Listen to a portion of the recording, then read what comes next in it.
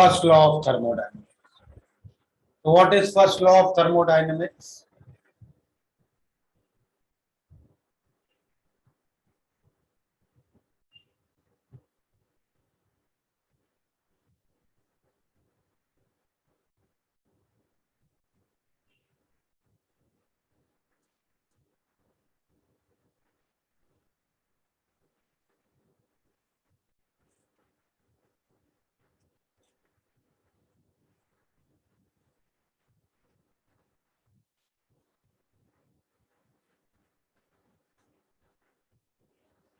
It is nothing but a energy conservation law. So it states that in any process, energy is neither created nor destroyed. क्या होता है बस उसमें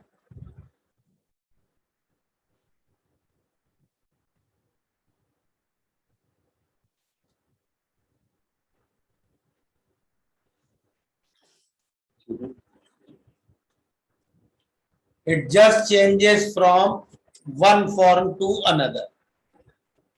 ठीक है? Yes, sir. Yes. तो मान लो कोई थर्मोडायनामिक प्रोसेस है, ये सिस्टम है, करेक्ट? और हमने इस सिस्टम पे, ये सिस्टम है, और हमने इस सिस्टम पे कुछ थर्मोडायनामिक प्रोसेस किया। उस प्रोसेस में हीट इन्वॉल्व है क्यू, ठीक है? क्यू हीट का इन्वॉल्वमेंट है उस प्रोसेस में, और डब्ल्यू वर्क का इन्वॉल्वमेंट है। हीट को हमने पॉजिटिव साइन कब दिया था? क्या साइन कन्वेंशन था? When surrounding acts on system. Heat is positive when heat flows from surrounding to system. ठीक है? तो Yes, sir. अगर हम इस प्रोसेस की हीट Q मान रहे हैं, मतलब हम कह रहे हैं Q amount of heat surrounding से सिस्टम में चली गई, ये सही है? Q amount of energy surrounding से सिस्टम में चली गई in form of heat. Clear है ये बात? Yes, sir. और मान लो अगर प्रोसेस में वर्क इन्वॉल्व है W, वर्क इन्वॉल्व है W, वर्क को भी हमने पॉजिटिव साइन कब दिया था? Work done on the system. By the surrounding on the system. तो अगर किसी प्रोसेस में W वर्क इन्वॉल्व है, then we are saying W amount of energy goes from the surrounding to the system in form of work. Correct? Yes, sir. तो इस process में system को कितनी एनर्जी मिल गई? Plus W. Q amount of energy मिल गई in form of heat, और W अमाउंट ऑफ एनर्जी मिल गई in form of work. Work. तो टोटल एनर्जी कितनी मिल गई सिस्टम को? Q plus W। Yes, sir. अब सिस्टम इस एनर्जी का क्या करेगा बताओ? इसको डिस्ट्रॉय कर सकता है क्या सिस्टम? नहीं सर, इंटरनल। तो उस ये एनर्जी सिस्टम को स्टोर करनी पड़ेगी अपने अंदर ही, और सिस्टम स्टोर एनर्जी किस फॉर्म में करता है? Internal energy. So this total has to be equal to, किसके बराबर होना चाहिए? ये change in internal. Change in internal energy. Internal energy तो पहले से भी थी ना सिस्टम के पास, इतनी और एनर्जी मिली तो इतने से वो अपनी इंटरनल एनर्जी को बढ़ा लेगा। क्लियर है? Yes, sir. Yes. Yes. This is mathematical statement of first law. इसी को डिफरेंशियल फॉर्म में अगर लिखना है तो dq plus dw is equal to du। Clear है ये? Hello sir. हाँ बोलो। सर सॉरी, मैंने थोड़ा 5 मिनट लेट ज्वाइन किया सर। ये फर्स्ट स्लाइड है ना? हाँ ये फर्स्ट स्लाइड है। Thank you so much sir, sorry sir.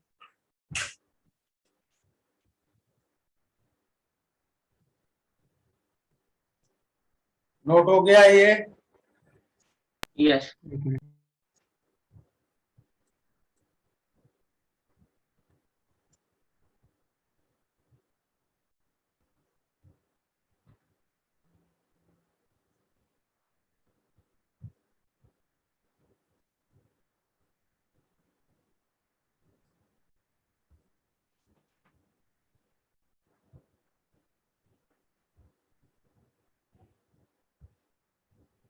Done?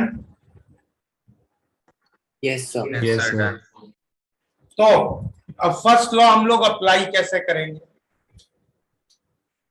किसी भी प्रॉब्लम में?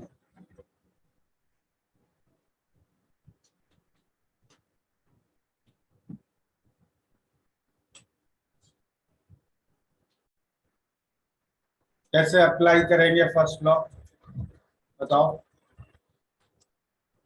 हमारे पास फर्स्ट लॉ 3 वेरिएबल पे चल रहा है, करेक्ट? 3 वेरिएबल की इक्वेशन है ये। क्या क्या है 3 variables? Work, heat, delta U, correct? Yes, sir.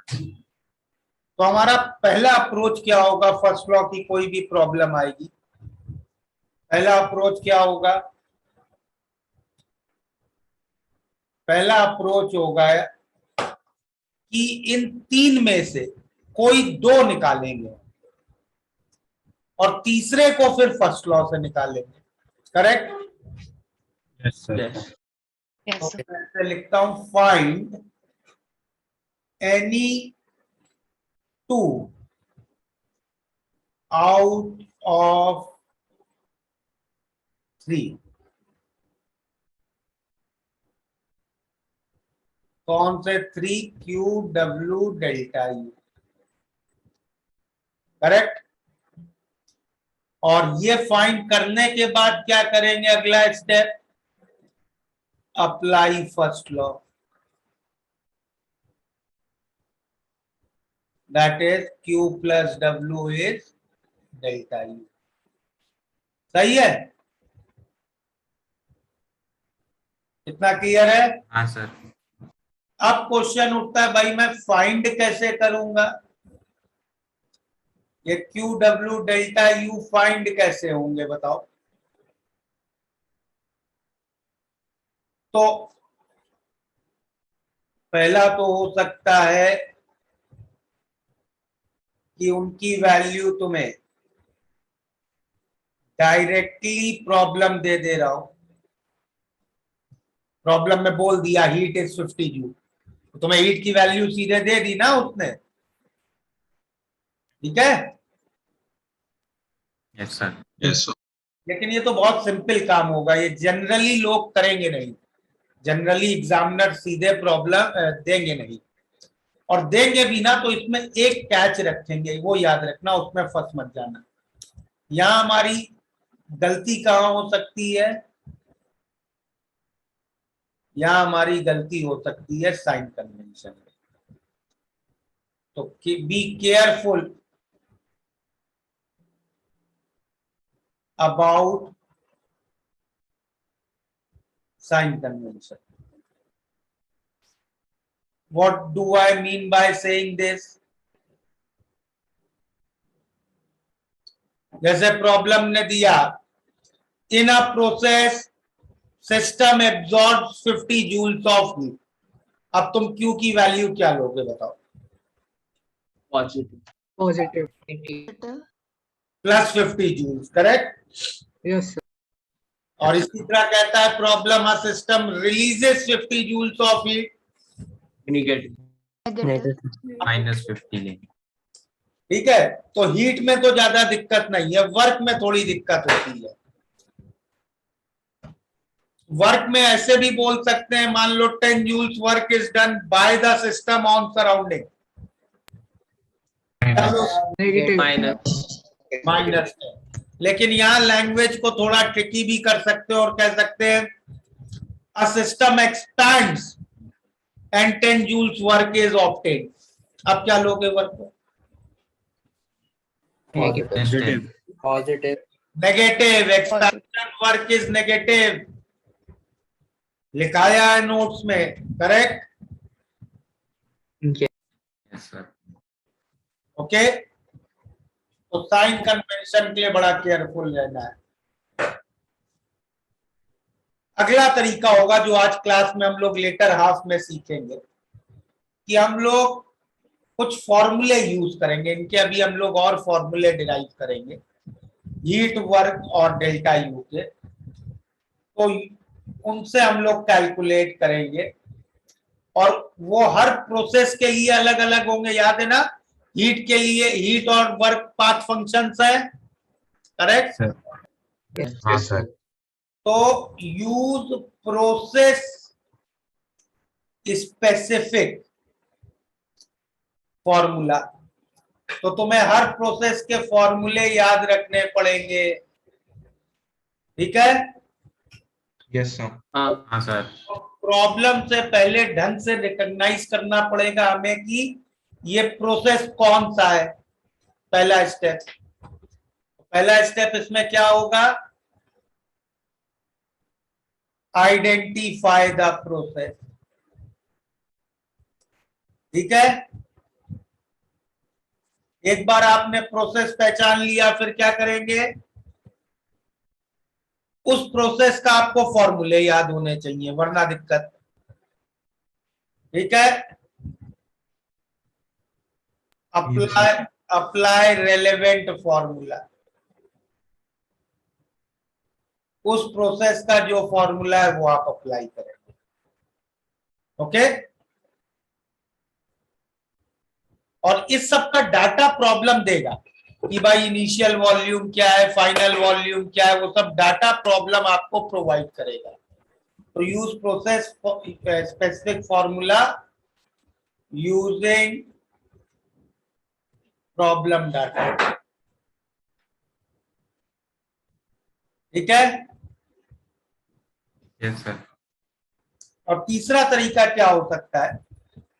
कई बार प्रॉब्लम लैंग्वेज में देने की बजाय, वर्ड्स में चीजों को बताने की बजाय ग्राफ दे देगा, तो उसमें भी अप्रोच यही है, तुम्हें ग्राफ से प्रोसेस पहचानना पड़ेगा, ग्राफ से डाटा लेना पड़ेगा। तो use process specific formula using info from graph.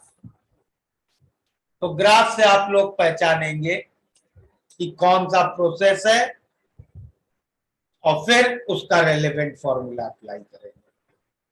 ये अप्रोच क्लियर है सबको? क्या करना है हम लोग को इस सेक्शन में? Yes, sir.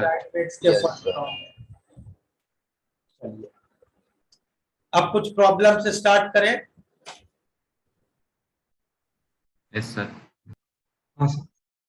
तो बुकलेट है सबके पास? हाँ आप सर। एक मिनट लास्ट स्लाइड दिखा सकते हो? हाँ सर। बुकलेट ओपन करो जरा।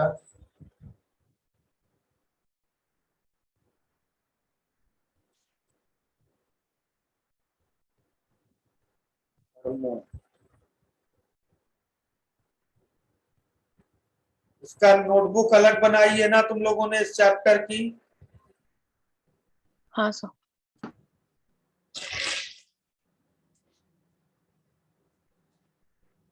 I just want to sir discuss. अलग नोटबुक मतलब? हाँ वही, I want to discuss a strategy for 5 minutes, 1 minute.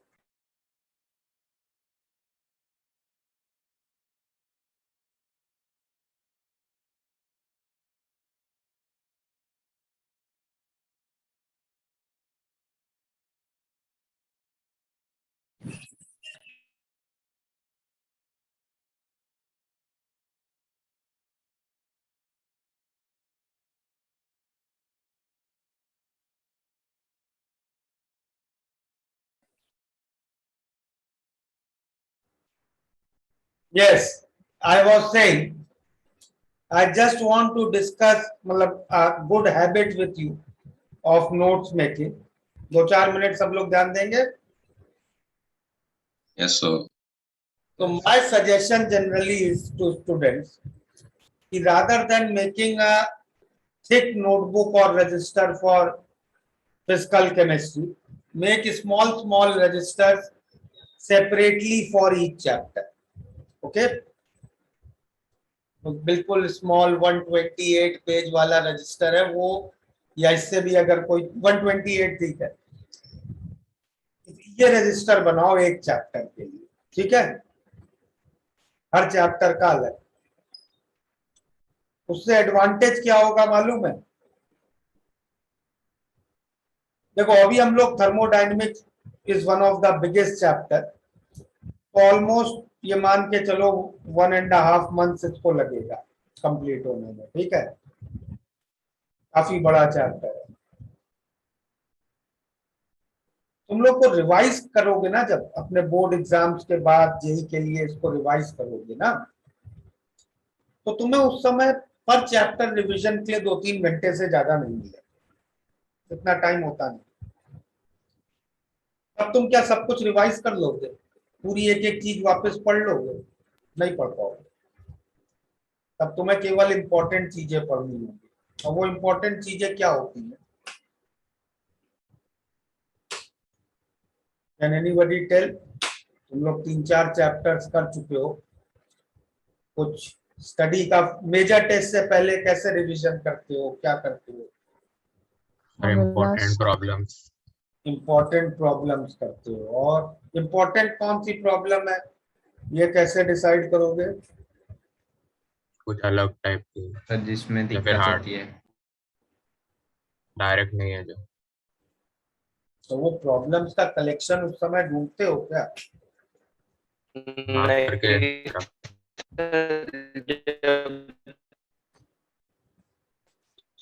देखो, I have said before also कि JEE study is more of a error elimination. समझ रहे हो? मतलब अगर तुम्हें अपनी सारी गलतियां मालूम हो ना, और वो गलतियों को रिपीट ना करो, तो हो गई तैयारी, ढंग से हो गई तैयारी. क्योंकि अगर तुम्हें अपनी सारी गलतियां मालूम है और उनको रिपीट नहीं कर रहे हो, तो एग्जाम में प्रोबेबिलिटी बहुत कम होगी कि एक नए प्रॉब्लम में तुम गलत चीज करोगे. समझे? तो ये अलग रजिस्टर बनाने का कंसेप्ट यही है. तो मान लो थर्मो का रजिस्टर है, तुमने थर्मो कंप्लीट हो गया हम लोग का क्लास में, तुम्हारे क्लास नोट्स और बुकलेट तुमने उसमें कर रखी है, और उसके बाद 30-40 पेजेस पीछे खाली छूटे. Let it remain blank. अब कई टेस्ट दोगे तुम आगे, major test, topic wise test, correct? Yes, sir. उसमें थर्मो के भी प्रॉब्लम्स आएंगे. अग्रीड? Yes, sir.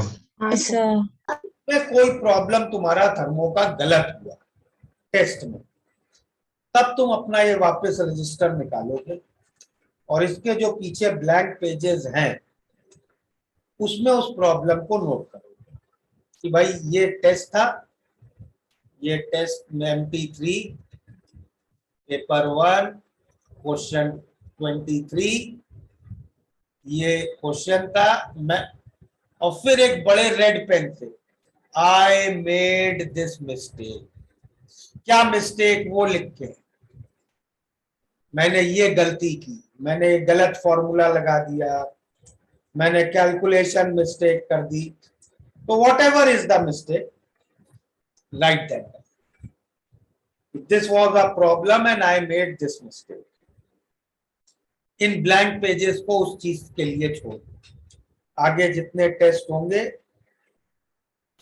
उसमें जो जो मिस्टेक्स होनी है इस चैप्टर की, तो अब जब एक्चुअल जेई आने वाला होगा तब तुम अपना थर्मो, तुम्हें जिस दिन रिवाइज करनी है, थर्मो का रजिस्टर लेके बस अपनी सारी पुरानी मिस्टेक्स देख लेना।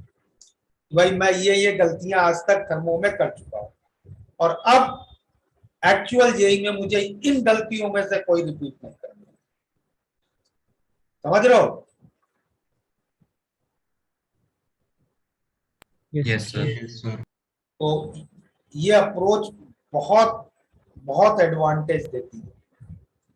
तो if you can follow this approach strictly, तुम्हारा काम बहुत इजी हो जाएगा, because you will know exactly तुम किस टाइप के प्रॉब्लम्स में बार बार गलतियां करते हो।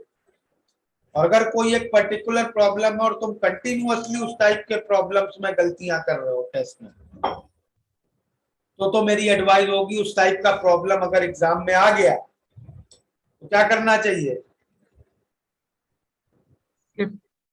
छोड़ दो। छोड़ देना चाहिए। तो चुपचाप छोड़ देना चाहिए, बिना उससे लड़ाई किए उसको बिल्कुल साइलेंटली छोड़ के आगे अगले प्रॉब्लम में चले जाना चाहिए। समझ रहे हो? Yes, sir. चलो now let's do some problem. Sir एक डाउट था इसमें एक। बोलो। सर मतलब मैं पर्सनली सर मैं रजिस्टर बड़ा क्यों यूज करता हूँ, क्योंकि सर केमिस्ट मतलब मैथ्स फिजिक्स सब टीचर्स ने बोला कि बहुत सारे चैप्टर्स है, तो फिर सर अगर पर्सनली एक एक चैप्टर के लिए अगर एक एक रजिस्टर हुआ तो अगर मतलब घूम जाने का डर या फिर मतलब यार बहुत सारे रजिस्टर। वो तो तुम्हारी केयरफुलनेस पे है, बट ये सोचो एक रजिस्टर में तुमने 6 चैप्टर लिख रखे हैं सपोज, ठीक है? Yes sir.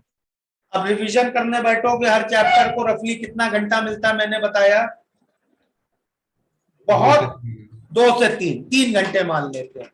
3 घंटे में आधा घंटा तो तुम्हारा ना उस रजिस्टर में पेजेस में वो चैप्टर तुमने लिखा कहाँ है उसे ढूंढने में चला जाएगा कि मैंने ये चीज कहाँ लिखी है, वो चीज कहाँ लिखी है। यस सर, गॉट इट, समझ। रजिस्टर होगा तो बस थर्मो आज रिवाइज करनी है, वो थर्मो का रजिस्टर है वो निकाला, रिवीजन किया 2-3 घंटे में, एंड दैट्स इट। समझ गया सर। तो हर चीज के डिसएडवांटेज तो देखो होते हैं। अब तुम्हारे लिए क्या स्ट्रैटेजी बेस्ट वर्क करती है वो हर बच्चे को खुद निकालनी पड़ती है। हम लोग सिर्फ एडवाइस दे सकते हैं। तो व्हाट आई हैव सीन, जो कि मतलब बच्चों को फायदा करती है over past 10-14 years, what I have seen, वो मैं शेयर कर रहा हूं। I am not saying it is compulsory you do it, okay? Sir thank you. बोलो। सर तो फिर मतलब जब पूरे नोट्स लिख रहे तो सर उसके लिए एक रजिस्टर ठीक है ना, जब मतलब जो आप पूरा ये सब पूरे नोट्स जो होते हैं हाँ सर, जिसमें पूरी थियरी होती है उसके लिए एक नोट एक रजिस्टर काफी है ना, मतलब 1-2 चैप्टर्स के लिए। चैप्टर के लिए एक रजिस्टर रखो, मेरा ये सजेशन है। हाँ सर। उसमें ही थ्योरी, उसमें ही प्रॉब्लम, उस चैप्टर की सारी कहानी उस रजिस्टर में।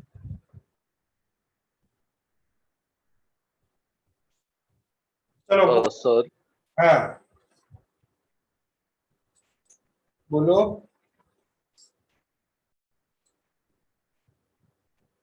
Somebody was asking anything?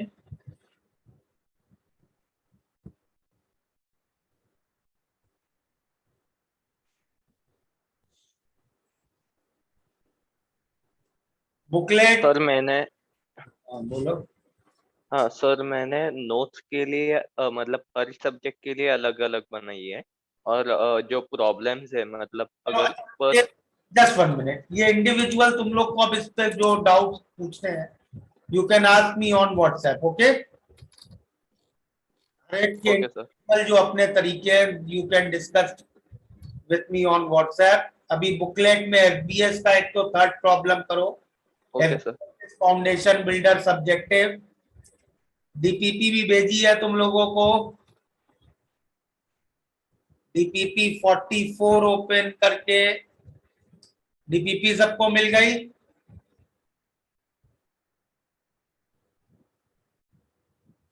Yes, sir. Sir. हाँ sir, yes, sir.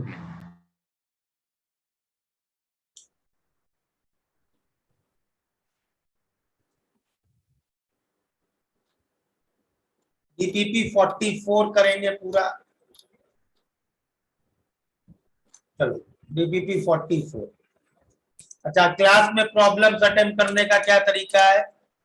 I will give you some time first to attempt these problem, और फिर इसमें से जो नहीं आएंगी we will discuss them, okay? And I want everybody to seriously attempt it now. साथ साथ में थोड़ी थ्योरी थोड़े प्रॉब्लम्स करते चलोगे तो माइंड में ढंग से बैठेंगी चीजें, okay? Yes, sir. I am giving 15 minutes for attempting these problems. तो डीपीपी को कौन से हैं? DPP 44 करो। पूरा? हाँ, 8 प्रॉब्लम्स हैं, करेक्ट? कितना टाइम लिमिट लिखा है 40 DPP 44 के लिए? I think 12 minutes are sufficient for that. 32 minutes maximum time है, but a proper time should be 10 to 12 minutes.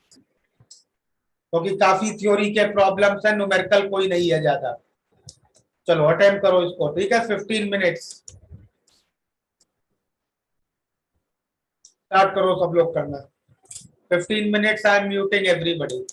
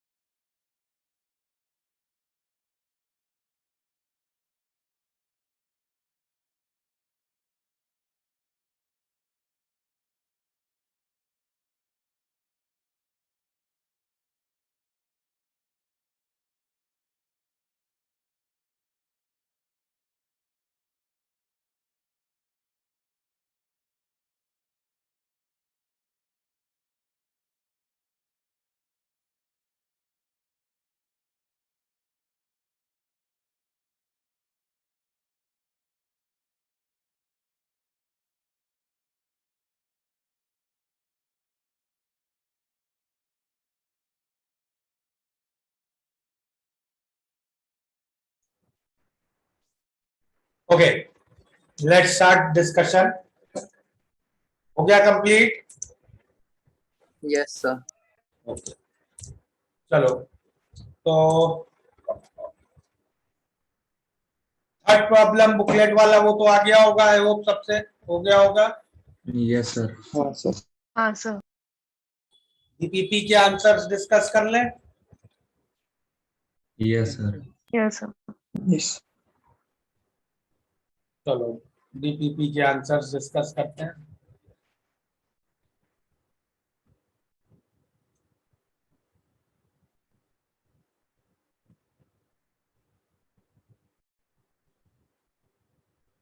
First problem का आंसर कौन बता रहा है? बोलो। सर सी होगा। Just one. सर सी लग रहा है। हाँ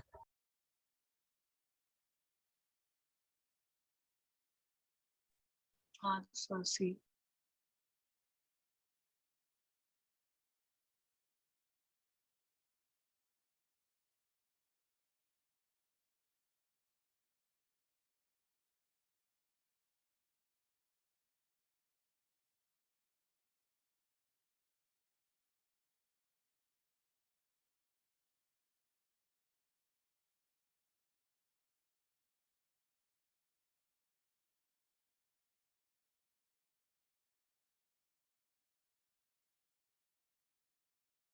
यस, सॉरी। हाँ तो वन का आंसर क्या होगा? सी।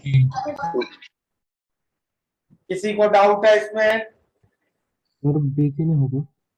बी क्यों नहीं होगा भाई? रिवर्सिबल प्रोसेस के लिए रियल बाउंड्री ना हो, ये तो हम लोगों ने कहीं पढ़ा ही नहीं था।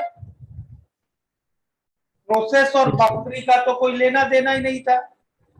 किसी भी बाउंड्री पे हम प्रोसेस तो कोई भी कर सकते हैं ना। Yes sir. सर डी क्यों नहीं होगा? डी क्या है?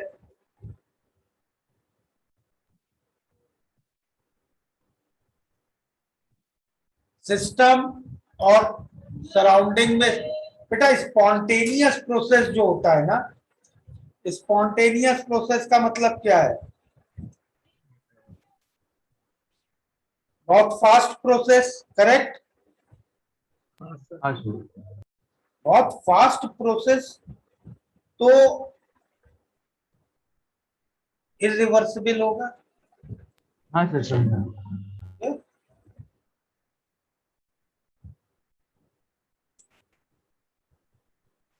क्लियर है ये? हाँ सर। ओके, सेकेंड का क्या आंसर होगा? A B C D. A. Second D. Sir but उसमें वो क्वासी इक्विलिब्रियम क्या है सर? क्वासी मतलब होता है नियरली। देखो रिवर्सिबल प्रोसेस जो होते हैं ना वो बहुत स्लो प्रोसेसेस होते हैं, करेक्ट?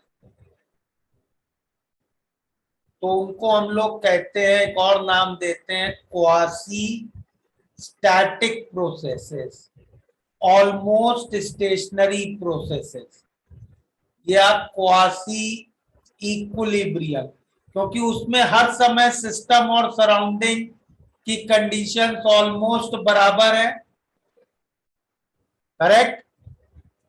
ड्राइविंग फोर्स और ऑपोजिंग फोर्स ऑलमोस्ट इक्वल होते हैं। Yes sir. ओके, सर लेकिन ऑप्शन बी करेक्ट नहीं होगा। और बेटा ऑप्शन बी तो करेक्ट है ना, तुमसे इनकरेक्ट पूछा है। Okay, I mean sorry incorrect ही बोल रहा था क्योंकि सर यूनिवर्स आइसोलेटेड सिस्टम है। यूनिवर्स क्रिएट नहीं कर सकते हो ना तुम। क्या लिखा है? Isolated system can not be created.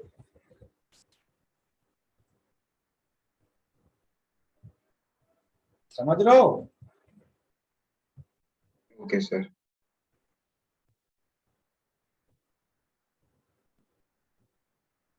First second का आंसर क्लियर है? हाँ sir. Yes, sir. Third C graph देखो, तुमसे क्या पूछा है, volume most probable speed compare करने को पूछी है, करेक्ट? और मोस्ट प्रोबेबल स्पीड किस पे डिपेंड करती है? टेम्परेचर पे, करेक्ट? Yes sir. तो चारों पॉइंट्स का टेम्परेचर लिखो। फर्स्ट पॉइंट का टेम्परेचर क्या है? प्रेशर 2p0 है, वॉल्यूम v0 है, तो 2p0 v0 by RT। Point 2 का टेम्परेचर क्या है? Same 2 into 3 6p0 v0 by RT। Third point का टेम्परेचर क्या है? 3p0 v0 by RT। और फोर्थ पॉइंट का टेम्परेचर क्या है? 2p0 v0। ओके। कर लोगे अब प्रॉब्लम? Yes sir. क्या यस सर। जाएगा? 1 और 4 का बराबर, और सबसे ज्यादा 2 पे, तो ऑप्शन सी हो जाएगा आंसर। सही है? यस डी भी तो वही है। डी वही है क्या? हाँ सर, हाँ सर वही है। डी भी वही है, ठीक है। सी डी दोनों ही सेम ही चीज लिखी है। चलो fourth problem. 600 kelvin 300 kelvin, average speed किसकी ज्यादा होगी? एक एक ही। और फ्लास्क का वॉल्यूम इक्वल है, करेक्ट? हाँ सर। तो मोल्स किसमें ज्यादा होंगे? सी सेम है। ए में। कैसे कह सकते हो भाई ये? मास ए में। एमआर छोटा है हाइड्रोजन का। अरे यार, प्रेशर थोड़ी दिया है तुम्हें, कितना है?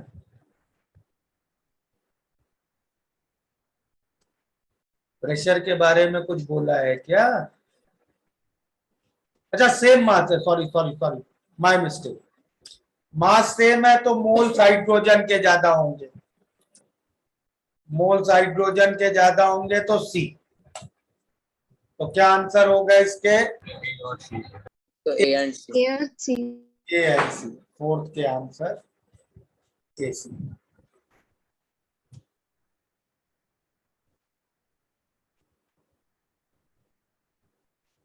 ठीक है?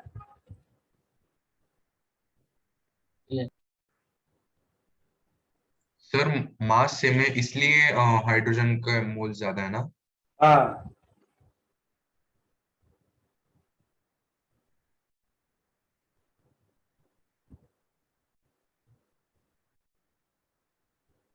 सर ए तो है बिकॉज फ्लास्क ए का टेम्परेचर बी से ज्यादा है ना। क्या?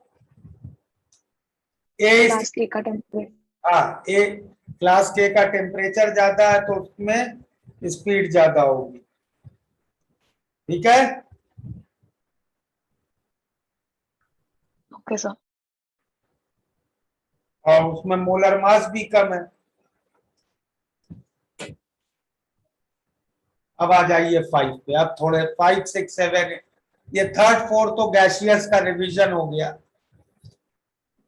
5 6 7 8 जो हम लोगों ने लास्ट क्लास में किया था। 5 स्टेट फंक्शंस क्या क्या है बताओ जल्दी। Internal energy. नहीं, ऑप्शन नंबर से बताओ कौन कौन से हैं। ए ए है स्टेट फंक्शन, सही है। डी बी है, जी एक minute, internal energy state function हो गया, प्रेशर स्टेट फंक्शन, वॉल्यूम भी स्टेट फंक्शन है, टेम्परेचर भी स्टेट फंक्शन है, करेक्ट? हीट पाथ फंक्शन है, Yes. Heat path function, work path function, path function free energy तुम लोगों ने अभी किया नहीं है, but that you should know free energy, entropy, both our path functions. ये हम लोग करेंगे लेटर इसी चैप्टर में। Molar heat capacity,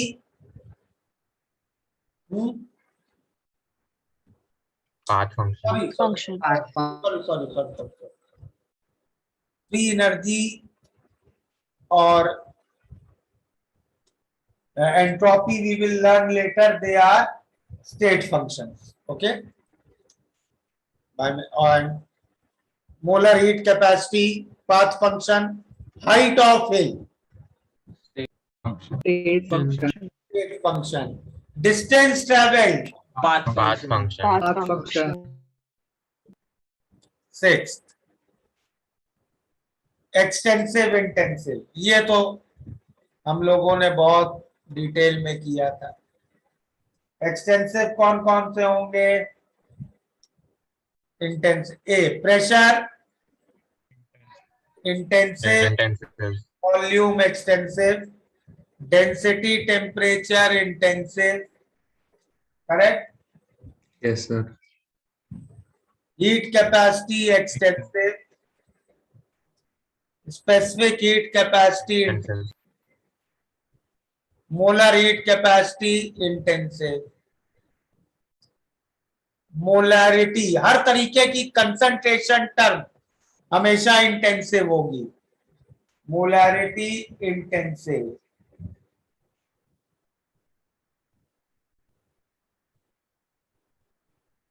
dielectric constant intensive, internal energy extent, specific internal energy extensive, mass intensive. ठीक है, सर फिफ्थ क्वेश्चन में doubt है। हाँ बोलो। सर वॉल्यूम का आपने स्टेट फंक्शन कैसे लिखा? भाई स्टेट फंक्शन क्या होता है? जो इनिशियल और फाइनल स्टेट पे बस डिपेंड करे, करेक्ट। हाँ सर, यस सर। अब इनिशियल वॉल्यूम एक सिस्टम का सिर्फ इनिशियल और फाइनल पे ही डिपेंड करेगा ना, कि इनिशियल क्या है फाइनल क्या है। उसको क्या मतलब किस रास्ते से तुमने वॉल्यूम चेंज किया है? वॉल्यूम की Yes, sir. वैल्यू तो बस इनिशियल और फाइनल वॉल्यूम पे ही डिपेंड करेगी ना। Yes sir. सर हाँ बोलो। सर मेरे को ये नहीं समझा सर कि इंटरनल एनर्जी एक्सटेंसिव कैसे हुआ? इंटरनल एनर्जी वो इस पे डिपेंड करेगा। हाँ सर, अच्छा हाँ सर।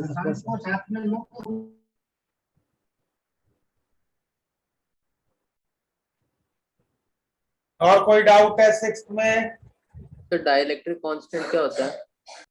डाइलेक्ट्रिक कांस्टेंट बेटा तुम लोगों ने कूलम्स लॉ पढ़ा था ना बोर्स मॉडल में। हाँ सर। क्या फॉर्मूला था दो चार्जेस के बीच फोर्सेस का?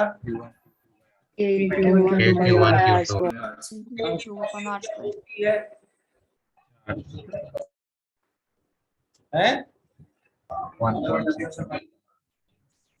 1/4 पाई एप्सिलॉन नॉट पढ़ा था। हाँ सर वो तो वैक्यूम का है, वैक्यूम या एयर का, करेक्ट। हाँ सर। अगर कोई और मीडियम होता है तो ये एप्सिलॉन नॉट की वैल्यू बदल जाती है।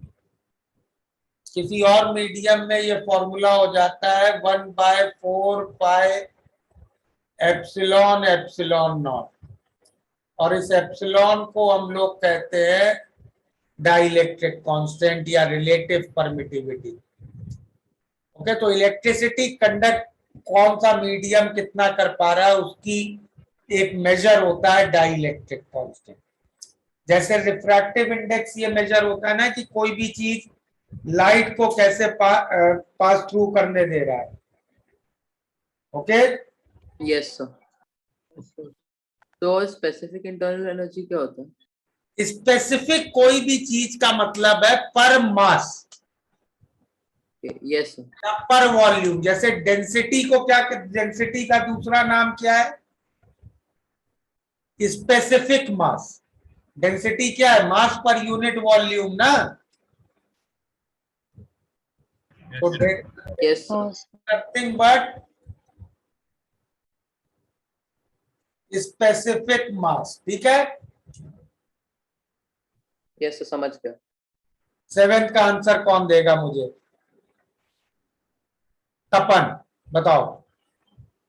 यस ओपन सिस्टम्स, तपन बताओ कौन कौन से नंबर बताओ ओपन सिस्टम्स का। सर, क्लोज बताओ पहले। है क्लोज बताओ सर। चलो तुम क्लोज बताओ। Sir close pressure cooker. नहीं, नंबर से बोलो, ABCD में बोलो। ए। हाँ,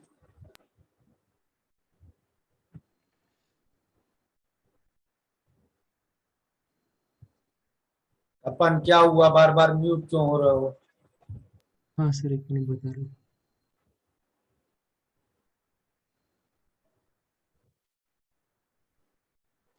चलो कोई, हाँ बोलो तपन।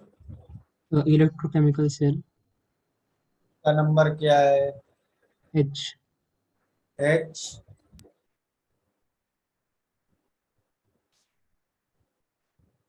चलो, एनीबडी एल्स? E C चलो एक मिनट, क्लोज्ड सिस्टम्स पहले करने अपने को डिस्कस। ई यूनिवर्स, क्लोज्ड ई सिस्टम है। हो गए,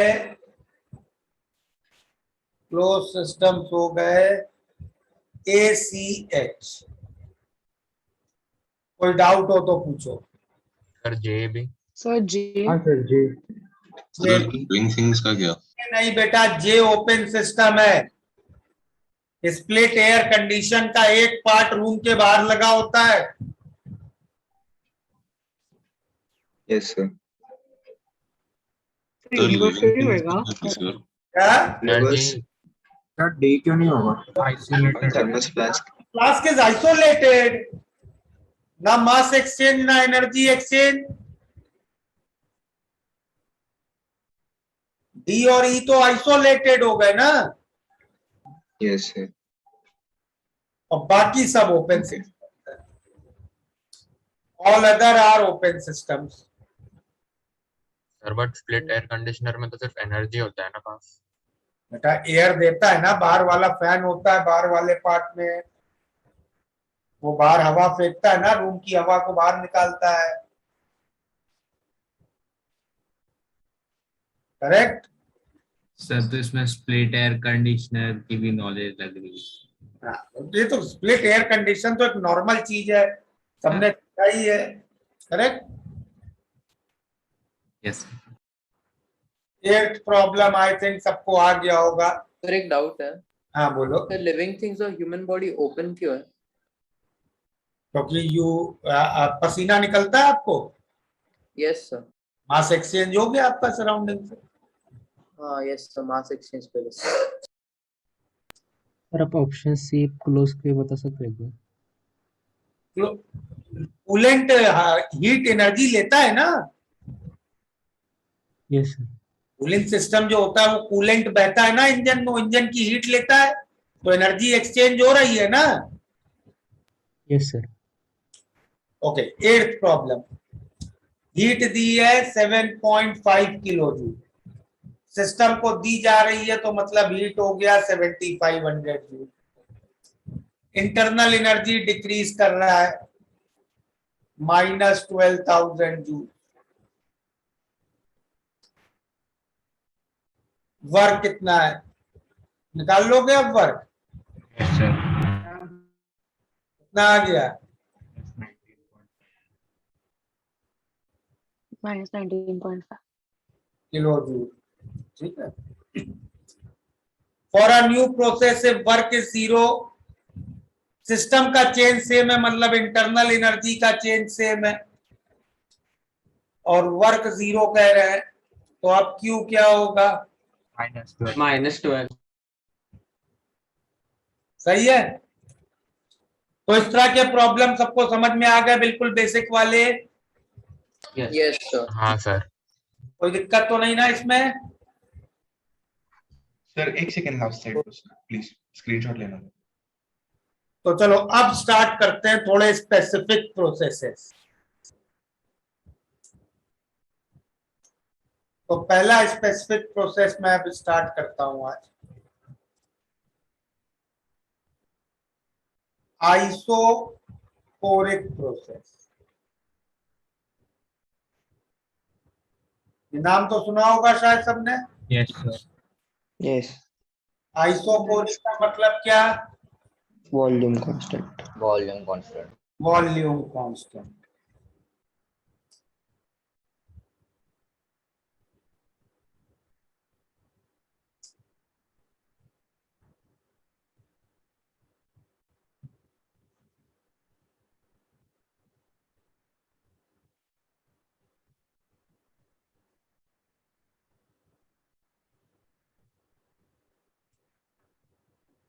अब हम लोग को हर प्रोसेस दो तरीके से डिस्कस करना चाहिए, करेक्ट?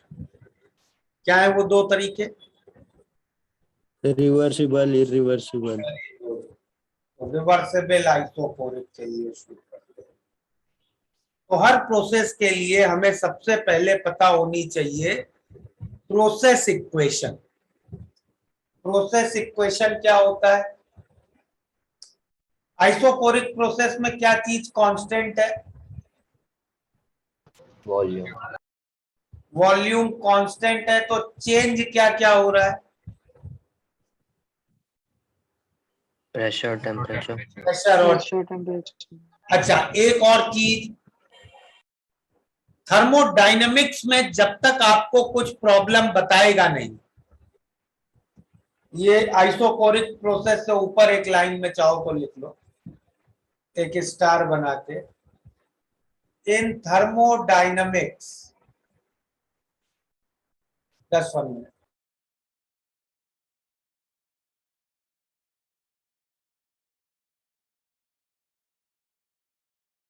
सर वो REV क्या है? Reversible process. Thank you.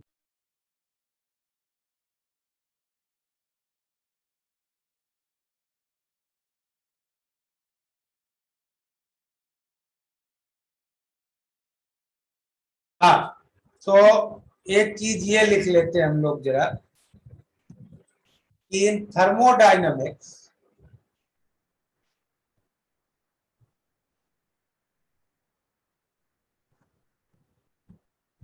Default system is closed. समझे? मतलब थर्मोडायनेमिक्स की प्रॉब्लम में अगर किस प्रॉब्लम ने तुम्हें ये बताया नहीं कि सिस्टम कैसा है, तो तुम हमेशा क्या लोगे? Closed system. सिस्टम, मतलब मोल्स को फिक्स्ड ही लोगे, मोल्स को नहीं चेंज करोगे, ठीक है? हाँ, तो आइसोकोरिक प्रोसेस में वॉल्यूम कांस्टेंट और मोल कांस्टेंट है। चेंज क्या क्या हो रहा है? Pressure, temperature. ये प्रेशर टेम्परेचर आपस में कैसे रिलेटेड होंगे बताओ? Inversely. P by T will be a constant. Gay-Lussac's law, yes. Correct? या इसको ऐसे भी लिख सकते हो, PI by TI will be equal to PF by TF। ठीक है? ओके?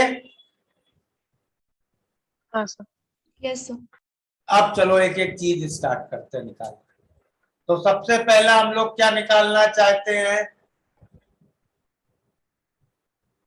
वर्क। वर्क का क्या फॉर्मूला डिराइव किया था लास्ट क्लास में, याद है?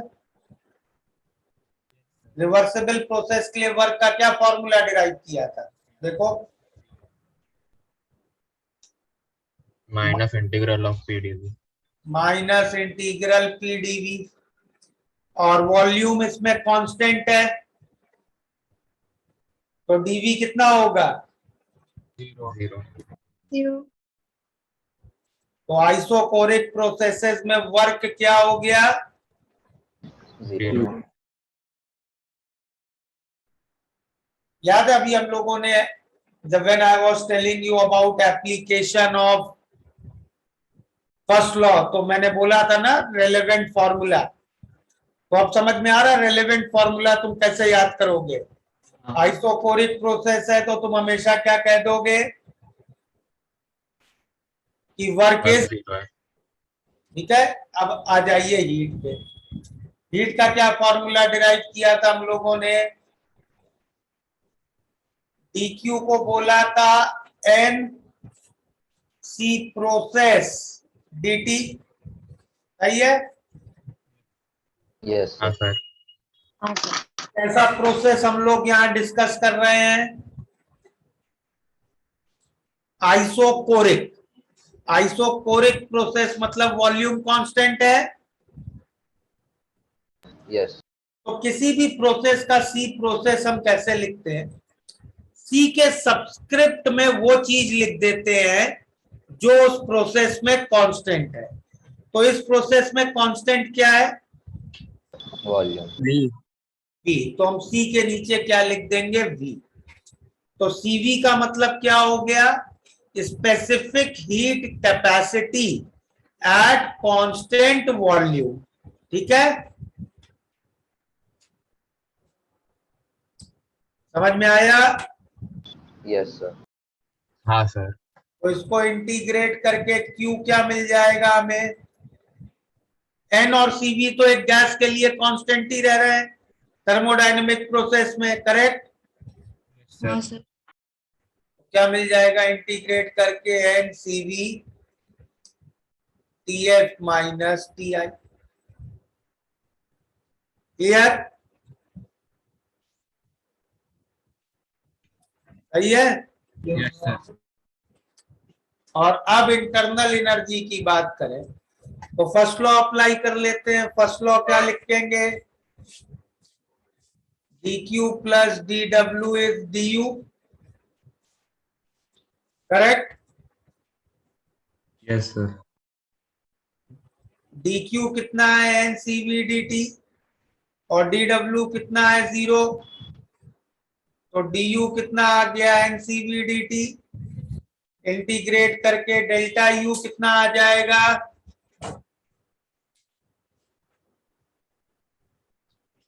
ncv डेल्टा t या ncv tf माइनस ti। सही है? हाँ सर। कोई दिक्कत इसमें? No sir.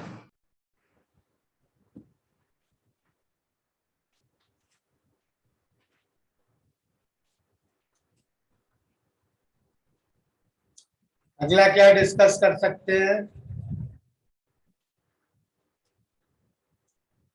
Irreversible isochoric. Irreversible isochoric में प्रोसेस इक्वेशन क्या होगी बताओ?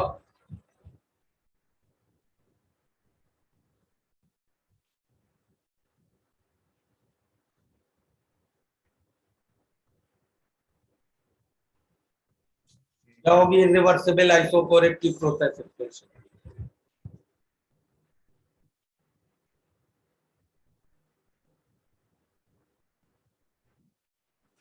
बोलो यार, ट्राई करो। गलत होगा तो भी क्या दिक्कत है? You should. T/T equal to Kcm। नहीं, Pi by Ti is equal to Pf by T। Final और इनिशियल। इरिवर्सिबल प्रोसेस में केवल इनिशियल और फाइनल पॉइंट पे इक्वेशन लिख सकते हो। इरिवर्सिबल प्रोसेस में intermediate states are not steady states. Intermediate states पे आप प्रोसेस इक्वेशन या कोई भी इक्वेशन नहीं लिख सकते हो। तो यहाँ P by T को कांस्टेंट नहीं लिख सकते हो। इंटरमीडिएट स्टेट्स का P by T बराबर नहीं होगा, ठीक है। हाँ सर। यस समझ में आया डिफरेंस? Yes sir. हाँ सर। वर्क का फॉर्मूला क्या था इरिवर्सिबल प्रोसेसेस के लिए? Minus P exterior into V final minus V initial. P external VF minus VI कितना हो जाएगा? 0। एक चीज हम लोगों ने पढ़ी थी, इफ यू रिमेम्बर, कि internal energy is a state function. Yes sir. हाँ सर। स्टेट फंक्शंस क्या होते थे?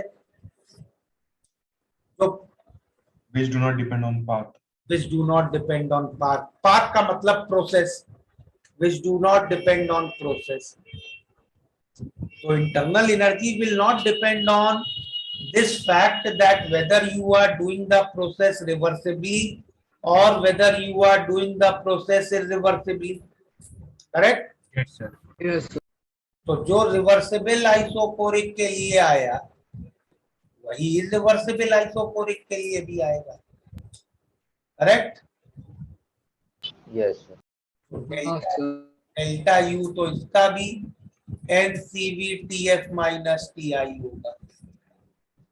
और फर्स्ट लॉ से अब Q को I can write delta U minus W, तो Q कितना आ गया? NCV/TF minus TI। ठीक है?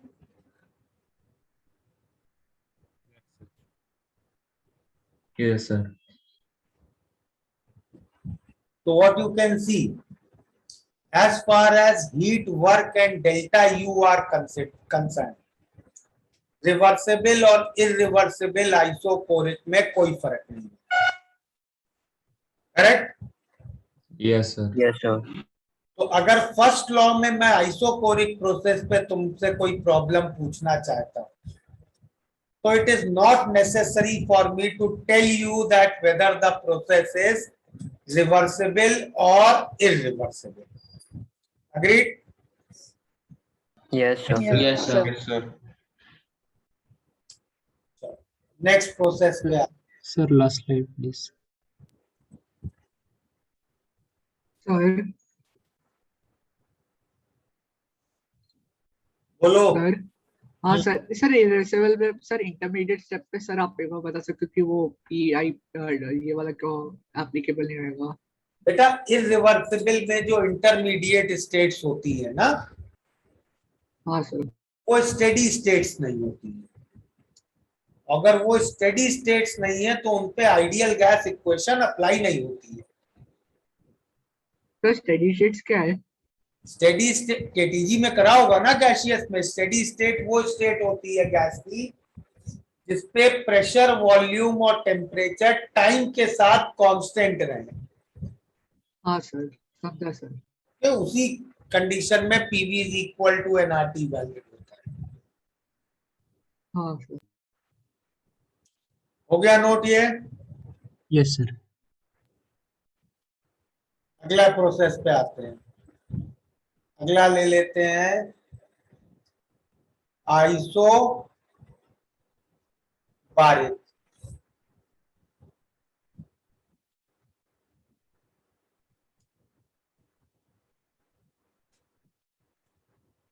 रिवर्सिबल आइसोबारिक में क्या होता है? Pressure constant.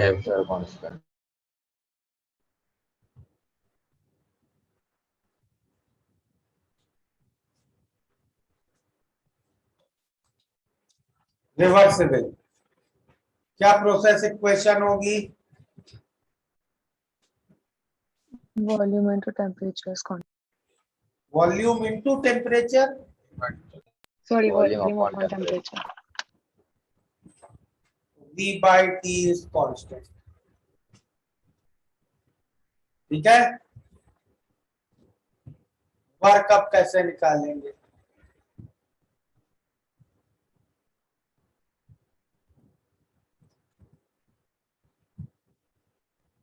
Minus integral PdV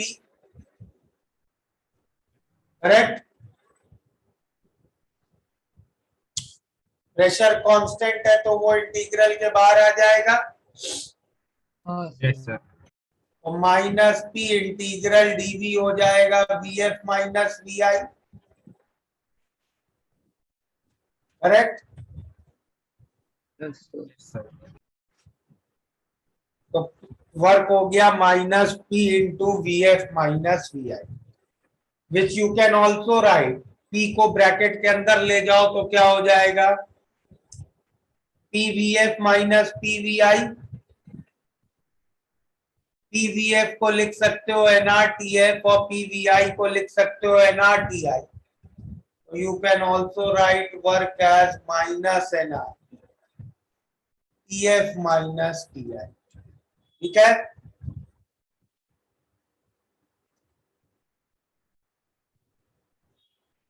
Yes, sir. Okay. इतना क्लियर है?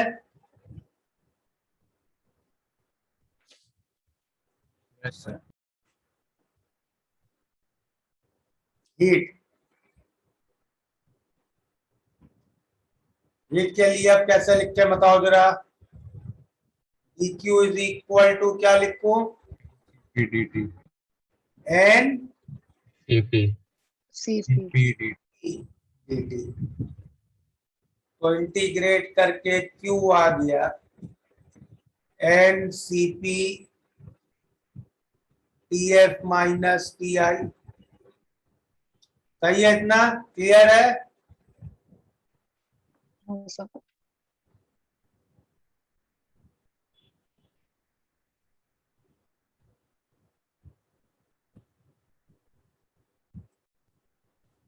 इंटरनल एनर्जी, इंटरनल एनर्जी कैसा फंक्शन है, स्टेट फंक्शन की पाथ फंक्शन?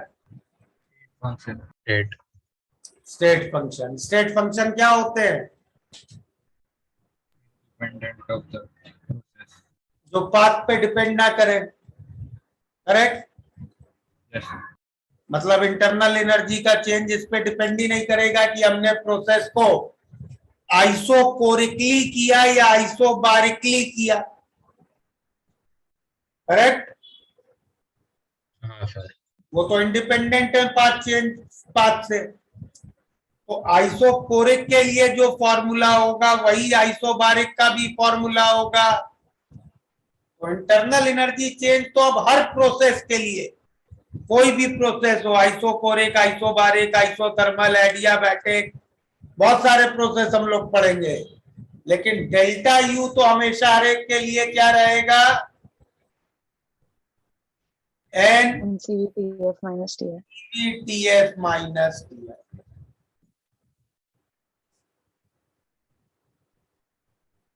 अब अगर इस पे फर्स्ट लॉ में अप्लाई करूं, फर्स्ट लॉ क्या है, Q plus W. First law is delta U is Q plus W.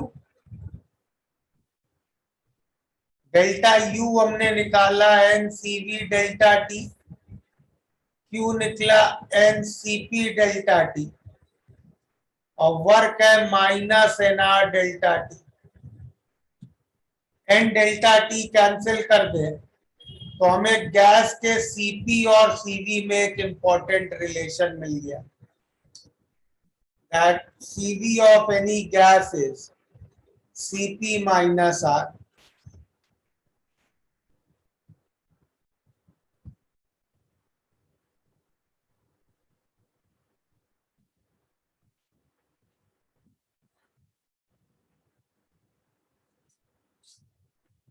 Note कर लिया?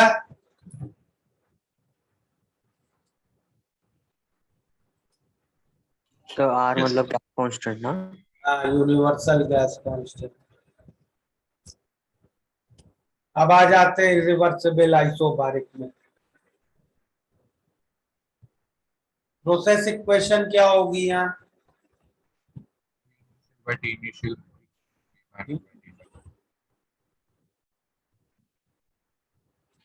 So ये CV is equal to CP minus R her process के लिए वैलिड है? हर प्रोसेस के लिए वैलिड है, हर गैस के लिए वैलिड है।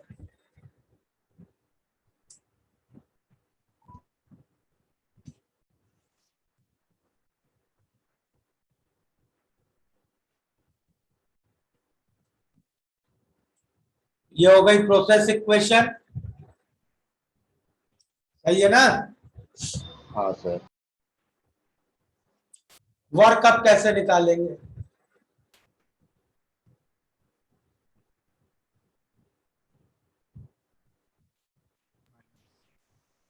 वर्क होगा minus P external V F minus V I, सही है। Yes sir. हमें प्रोसेस करना है आइसोबारिकली, मतलब हमें गैस के प्रेशर को कांस्टेंट रखना है, ठीक है। सर गैस के प्रेशर को कांस्टेंट रख के हमें एक गैस का वॉल्यूम चेंज करना है। गैस के प्रेशर को कांस्टेंट रखते हुए वॉल्यूम चेंज करना है। तो ये तो तभी कर पाएंगे हम जब गैस का प्रेशर एक्सटर्नल प्रेशर से बराबर हो। अग्रीड? भाई गैस का प्रेशर कांस्टेंट रखना है, वॉल्यूम चेंज करना है, तो उसका टेम्परेचर चेंज करना पड़ेगा, करेक्ट? Yes sir. हाँ सर। तो टेम्परेचर चेंज करेंगे हीटिंग या कूलिंग से, एक पिस्टन को ऊपर या नीचे ले आएंगे, तो उस पिस्टन के अंदर और बाहर का प्रेशर तो हमेशा बराबर ही रहेगा ना। यस और no? Yes sir. Yes sir.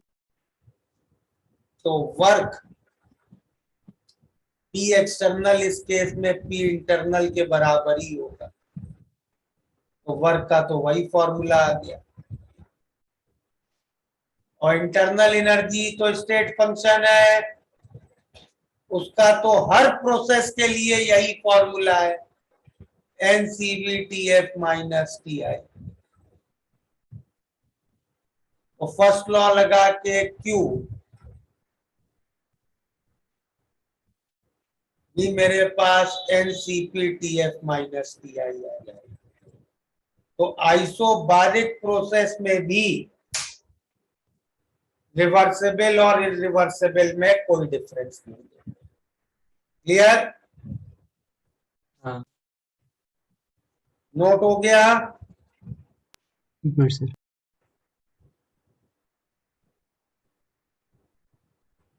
Sir इसमें मेंशन किया हो या फिर ना किया हो, मतलब कुछ फर्क नहीं पड़ेगा ना फिर हमें?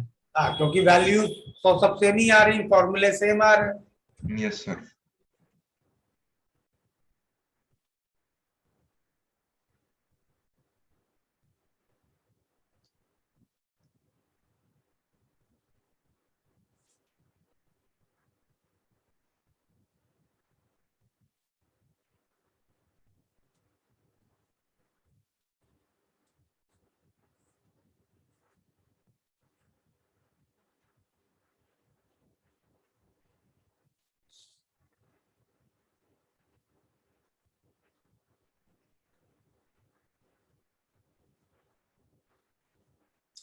अगले प्रोसेस पे चलने से पहले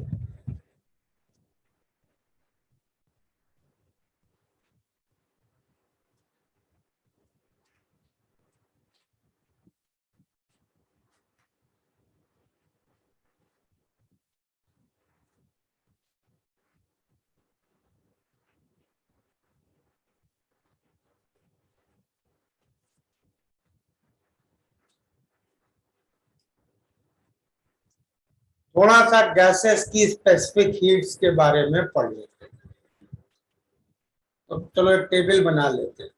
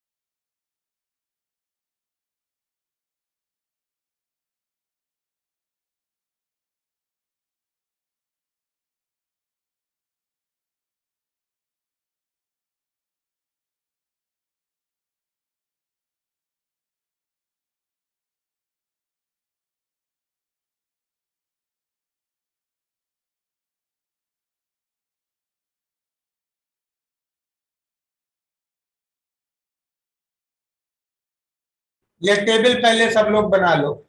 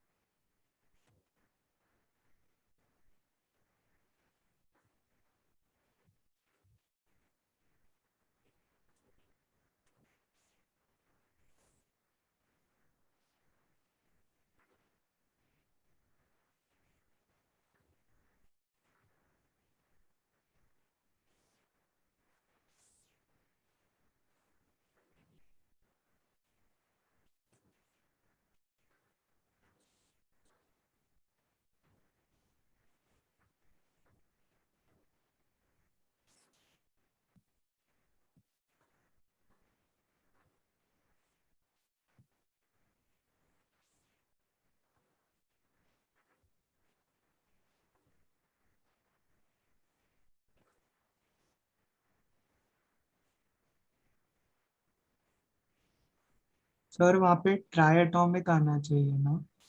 नहीं नहीं, नोट करो जैसा लिखा है अभी।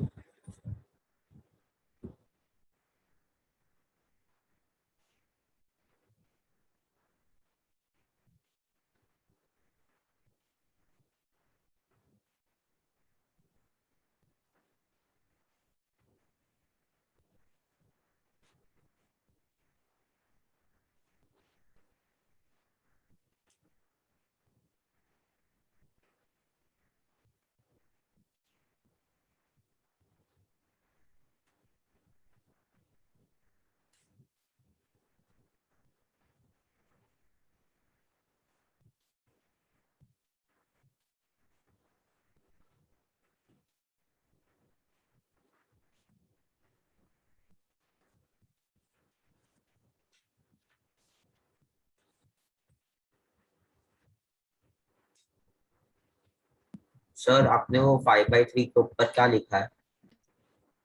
Gamma.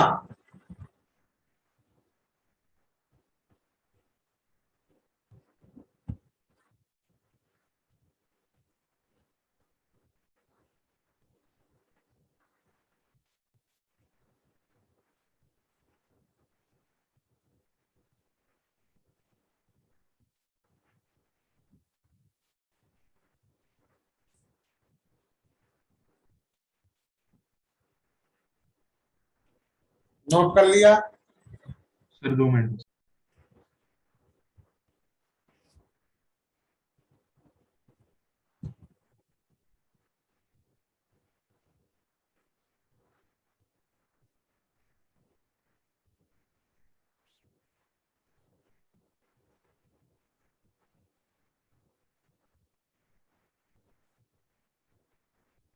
Yes sir, thank you. देखो इसमें कंसेप्ट क्या है, ये गैसियस स्टेट में सबने काइनेटिक थ्योरी पढ़ी होगी, correct? Yes sir. Yes. Kinetic theory से पहले तो एक गैस की या किसी भी सब्सटेंस की इंटरनल एनर्जी क्या होगी? Kinetic plus potential energy. ठीक है, okay. Yes sir. Ideal gas के लिए हमने पोटेंशियल एनर्जीज को तो जीरो मान लिया था, वो आइडियल गैस की इंटरनल एनर्जी क्या होगी? केवल काइनेटिक एनर्जी। ठीक है, अग्रीड? Yes sir. और केटीजी में याद हो काइनेटिक एनर्जी कितनी निकाली थी तुमने गैसेस की?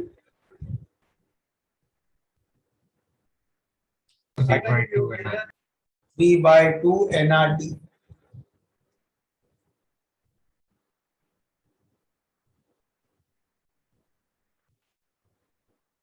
करेक्ट?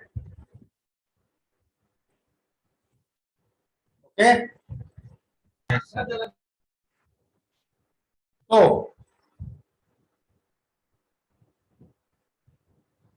यहां से du क्या होगा? 3/2 nRdt। और अभी अभी हमने du का जनरल फॉर्मूला क्या देखा? NCV/dt। करेक्ट? तो यहां से CV कितना आ गया? 3/2 तो अकॉर्डिंग टू KTG हर गैस का CV कितना होना चाहिए? 3/2 R। बट KTG में हमने एक अजम्पशन लिया था, ये आ गया अकॉर्डिंग टू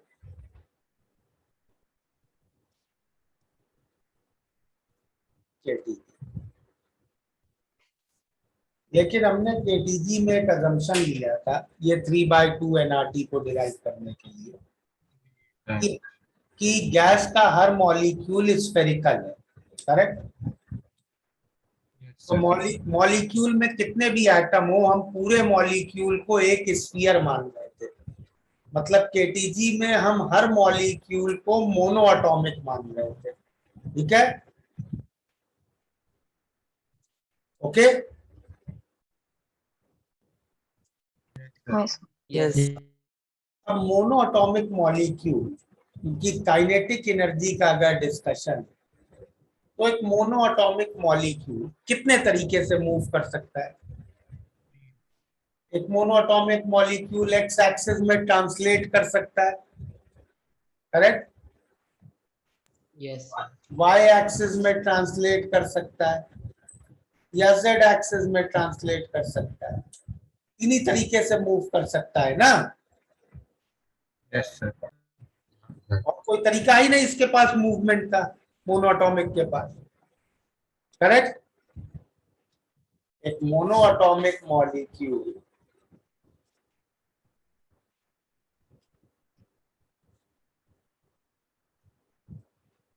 सिर्फ 3 डायरेक्शंस में ट्रांसलेशन कर सकता है ना?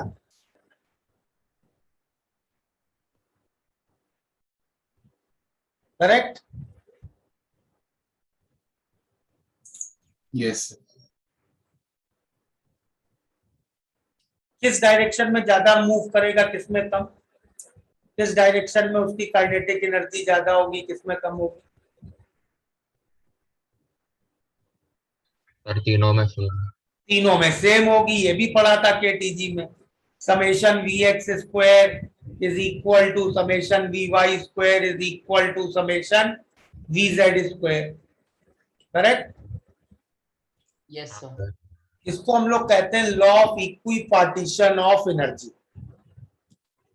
मतलब वो जितने डायरेक्शन में मूव कर सकता है हर डायरेक्शन में बराबर एनर्जी हो।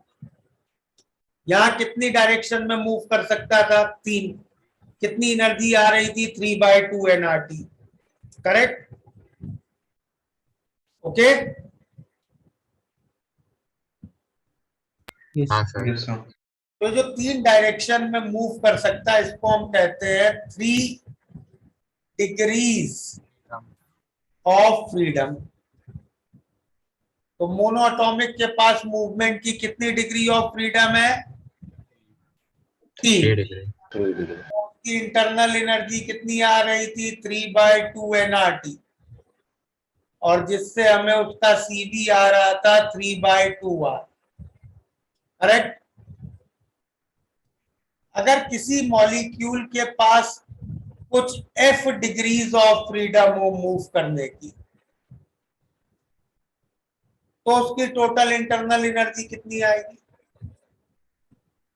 F/2. by 2 F/2 nRT। और उसका CV कितना आएगा? F/2R F/2R। करेक्ट। अब आ जाओ वापस यहाँ। मोनो एटॉमिक के पास कितने डिग्रीज ऑफ फ्रीडम है? 3 ट्रांसलेशन की है, रोटेशनल और वाइब्रेशनल 0 0। तो टोटल डिग्रीज ऑफ फ्रीडम कितनी हो गई? 3। तो CV कितना हो गया? 3/2R। लेकिन अगर अब यहीं पे एक डाई एटॉमिक मॉलिक्यूल होगा तो डाई एटॉमिक मॉलिक्यूल की कितनी डिग्रीज ऑफ फ्रीडम होंगी? सर वो लास्ट स्लाइड को कॉपी करना था। एक मिनट। एक डाई एटॉमिक मॉलिक्यूल की कितनी डिग्रीज ऑफ फ्रीडम होंगी? अब ये 3 डायरेक्शन में ट्रांसलेट कर सकता है XYZ, करेक्ट? और 2 डायरेक्शन में रोटेट कर सकता है। ओके। इस एक्सिस के अबाउट रोटेशन में कोई एनर्जी नहीं आएगी, अपनी एक्सिस के अबाउट रोटेशन में उसमें कोई एनर्जी नहीं आएगी। ठीक है तो रोटेशन का नहीं समझा, फिर से समझा सकते भाई। ये जो मॉलिक्यूल है डाई एटॉमिक, ये इस एक्सिस के अबाउट रोटेट कर सकता है। Yes sir. तो उसमें एनर्जी आएगी इस रोटेशन में भी, करेक्ट? ये भी तो एक तरीके का मूवमेंट है ना। याद करो हम लोगों ने क्या लिखा था, काइनेटिक एनर्जी में हम लोग कौन कौन सी लेते थे? Translational, rotational, vibrational. हाँ सर। तो मोनोएटॉमिक तो रोटेट कर ही नहीं सकता, वो कहीं पे बंधा नहीं है। लेकिन डाई एटॉमिक तो एक इस एक्सिस के अबाउट रोटेट कर सकता है और एक इस एक्सिस के अबाउट ऐसे ऐसे रोटेट कर सकता है। यस। लेकिन इस एक्सिस के अबाउट जो रोटेशन होगा that will be called spinning. Okay. Yes sir. तो डाई एटॉमिक की कितनी डिग्रीज ऑफ फ्रीडम हो गई? देखो, 3 ट्रांसलेशनल, 2 रोटेशनल, 0 वाइब्रेशनल। वाइब्रेशनल क्यों नहीं होगा? वाइब्रेशनल डिग्रीज ऑफ फ्रीडम किसी भी चीज में ना बहुत हाई टेम्परेचर पे ही आती है। रफली 1000 केल्विन के आसपास किसी चीज को लाओगे, किसी गैस को, तब उसमें वाइब्रेशनल डिग्रीज ऑफ फ्रीडम आती है। तो डाई एटॉमिक मॉलिक्यूल को ही अगर मैं हाई टेम्परेचर पे ले आऊं, तब एट हाई टेम्परेचर ये दोनों एटम्स भी अपनी मीन पोजीशन के अबाउट वाइब्रेट करने लग जाएंगे। तो एक 2 वाइब्रेशनल डिग्रीज ऑफ फ्रीडम भी आ जाएगी। ठीक है। हाँ सर। तो at high temperature diatomic की कितनी डिग्रीज ऑफ फ्रीडम हो गई? 7। और polyatomic 3 translation, 3 rotation, 0 vibrational, total degrees of freedom 6। ठीक है। Yes sir. और पॉली एटॉमिक को हाई टेम्परेचर पे लेंगे तो क्या होगा? वाइब्रेशनल भी है 9। 9 नहीं बेटा, वाइब्रेशनल कितनी आएंगी ये डिपेंड करेगा पहली बात तो कितने एटम्स हैं उस मॉलिक्यूल में, और फिर उस मॉलिक्यूल की ज्योमेट्री पे डिपेंड करेगा कि लीनियर है, वी शेप्ड है, कैसा शेप है मॉलिक्यूल का।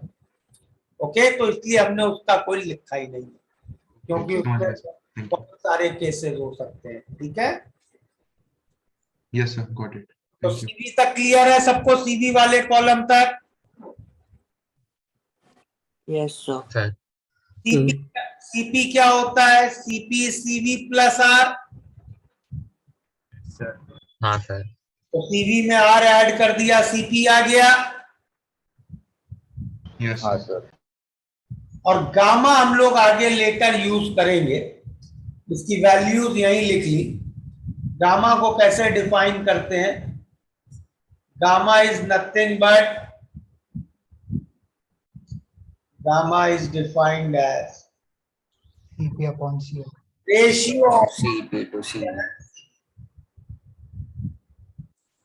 तो इससे तुम देखो ये भी लिख सकते हो Cp is equal to gamma times C, और Cp को मैं और क्या लिख सकता हूं, Cv प्लस आर। ठीक है, तो यहां से Cv को मैं क्या लिख सकता हूं, देखो Cv के लिए एक और रिलेशन आ गया, Cv is R upon gamma minus 1 और Cp is gamma R upon gamma minus 1। ठीक है, हाँ सर हाँ बोलो। सर एक डाउट है कि मोनोटोमिक में रोटेशनल उसका मतलब उसके अराउंड इट्स ओन एक्सिस वो रोटेट नहीं हो सकता क्या? बेटा देखो, रोटेशनल का मतलब होता है, रोटेशनल उसे कहते हैं जब जिस पॉइंट के अबाउट सर्कुलर मोशन हो रहा है वो पॉइंट उस बॉडी पे लाइन ना करे। Yes sir. मतलब ये बॉडी तुम कह रहे हो ना ऐसे ऐसे अपनी एक्सिस के अबाउट घूमे मोनोटोमिक, हाँ सर। इसको स्पिनिंग कहते हैं, इसको रोटेशन नहीं कहते। Yes sir.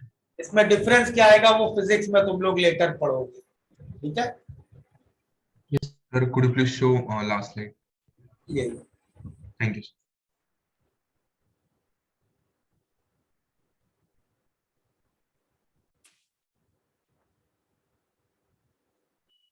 यहां तक क्लियर है सबको? सर वो U equalling to F/2 nRT sir वो सबके लिए लगता है ना, सिर्फ मोनो एटॉमिक है। मोनो एटॉमिक से डिराइव किया, अब लगा सब पे ना। Yes, sir. Thank you so much. Monoatomic से डिराइव करके जनरलाइज कर दिया।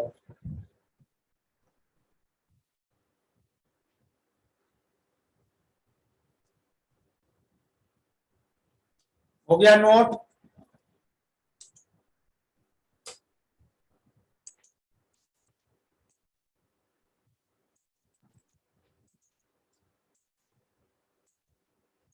चलो, today then we will stop here. Okay, Thank you, sir. Bye. वो स्लाइड दिखा सकते हो वापस। Thank you sir, bye sir. वो टेबल वाले स्लाइड में जाओ ना एक बार।